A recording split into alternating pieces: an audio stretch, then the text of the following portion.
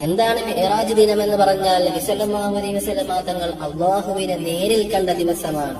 ജിബ്രീൽ അലൈഹിസ്സലാത്തു വസ്സലാമിനെ യഥാർത്ഥ രൂപത്തിൽ കണ്ട ദിവസമാണ്. നിസ്കാരം നിർബന്ധമാക്കപ്പെട്ട ദിവസമാണ്. സ്വർഗവും നരകവും സിദ്റത്തുൽ മുൻതഹയും ബഹ്റുന്നൂറും ബൈത്തുൽ മഅമൂറും 7 ആകാശങ്ങളും അല്ലാഹുവിന്റെ ഹബീബ് നേരിൽ കണ്ട ദിവസമാണ് മിഅ്റാജിന്റെ ദിവസം. ആ ദിവസം നോമ്പനുഷ്ഠിക്കൽ വളരെയധികം പ്രതിഫലമുള്ളതാണ്. ഇഹ്യാ ഉലൂമുദ്ദീൻ അൽ-ഗസാലി നാം പറയുകയാണ്, ആരെങ്കിലും റജബ് 27 നോമ്പനുഷ്ഠിച്ചാൽ 60 മാസം നോമ്പനുഷ്ഠിച്ച പ്രതിഫലം അവന് ലഭിക്കുന്നതാണ്. എന്താണ് ആ നോമ്പിന്റെ നിയ്യത്ത്? ബന്ധമാക്കപ്പെട്ട ദിവസമാണ്.